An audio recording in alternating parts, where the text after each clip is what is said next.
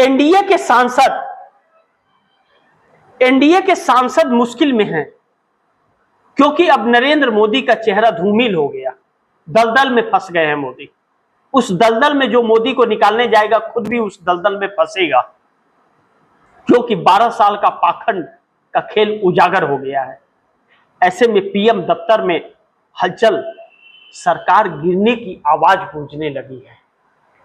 इसलिए एनडीए गठबंधन के जो सांसद हैं बड़ी मुश्किलों में हैं इस वक्त।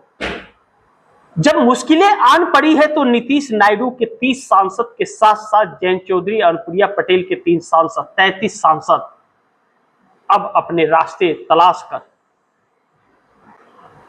और इंडिया गठबंधन के संपर्क में आ गए। नीतीश नायडू पूरी तरह से इंडिया गठबंधन के संपर्क में है, यह बात कही जा रही है। कितनी सच्चाई है आने वाले दिनों में पता चल जाएगा। लेकिन बहुत जल्द एनडीए छोड़ करके और कांग्रेस के साथ दामन थामने वाले हैं, यानी कि भारतीय जनता पार्टी का पतन नरेंद्र मोदी और अमित शाह ने कर दिया है। अब आरएसएस को अपना वजूद बचाना है तो इस सरकार को या तो गिराना पड़ेगा या तो इनका इस्तीफा लेना पड़ेगा। और जल्द अगर इस्तीफा मोदी, शाह और योगी का ले लिया तब तो शायद कुछ बात बन सकती है, अन्यथा ऐसा ना हो कि वोट मांगने लायक भी न बचे। क्योंकि राहुल गांधी का पटना और दिल्ली के अंदर कार्यक्रम होना है, पटना के बाद दिल्ली, और उसके बाद जो संदेश जाएगा, और 4 महीने बाद 5 राज्यों की चुनाव है, आरएसएस को अपना वजूद बचा पाना मुश्किल हो जाएगा। तो वह अब तेजी से इस तरफ लग गया है और 15 अगस्त के बाद कहा जा रहा है कि मोदी का और अमित शाह का इस्तीफा हो जाएगा और योगी का। यह तो देखना बड़ी महत्वपूर्ण होगा। लेकिन भारतीय जनता पार्टी के 240 सांसद जो हैं और कई राज्यों के नेता भी अब बगावत, अब मोदी मंजूर नहीं, शाह मंजूर नहीं,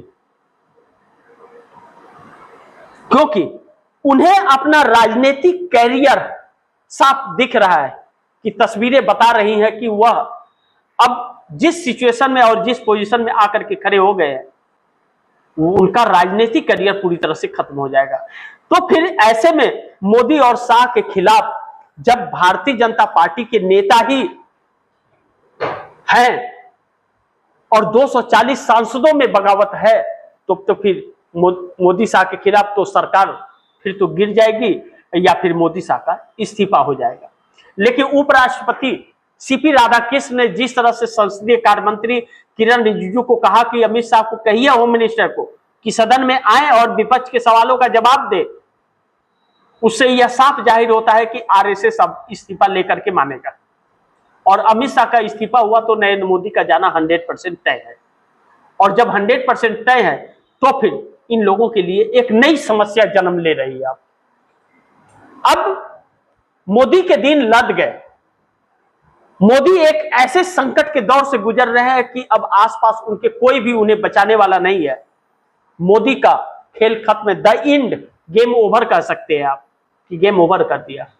लेकिन जो मोदी इतिहास बनाने आए थे, खुद वह मोदी इतिहास बन करके रह गए।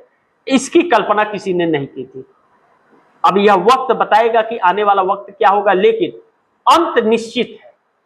और एनडीए को अगर बचना है तो एनडीए को अब इंडिया गठबंधन के साथ आना पड़ेगा, नहीं तो जनता हिसाब कर देगी इन एक नेताओं का। दुर्भाग्य यह है कि बच्चे अपने आप को ठगा महसूस कर रहे हैं। 2 करोड़ युवाओं को हर साल रोजगार देने की बात कही गई थी। महिलाएं अपने आप को ठगा महसूस कर रही हैं और सड़क पर आई है, क्योंकि उनके साथ बर्बरता इन्हीं सरकार के लोग और गुंडे कर रहे हैं।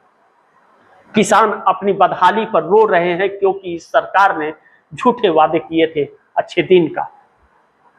शिक्षा और स्वास्थ्य के हालात यह है और राजनेता अपने नशे में मगरूर हैं, लेकिन जनता के हाथ खाली हैं। बच्चों का भविष्य दांव पर है और एक गांधी मिल गया है जो उनकी लड़ाई लड़ रहा है। इसीलिए वह कह रहे हैं कि नए पीएम आ रहे हैं कि कुर्सी खाली करो। तो प्रयागराज से 650 किलोमीटर दूर दिल्ली हिलने लगती है। बाकी आप दर्शक क्या सोचते हैं, आप दर्शकों की क्या राय है, क्या सुझाव है, कमेंट बॉक्स में जरूर दीजिएगा। इस खबर को ज्यादा से ज्यादा शेयर कीजिएगा, अपने दोस्तों को भी कहिएगा आगे शेयर करें। और आपने अगर टीवीटी अपडेट इंडिया को सब्सक्राइब नहीं किया, सब्सक्राइब कर लीजिए, अपने दोस्तों को भी कहिएगा सब्सक्राइब करें। मिलते हैं अगली खबर के साथ, तब तक के लिए नमस्कार।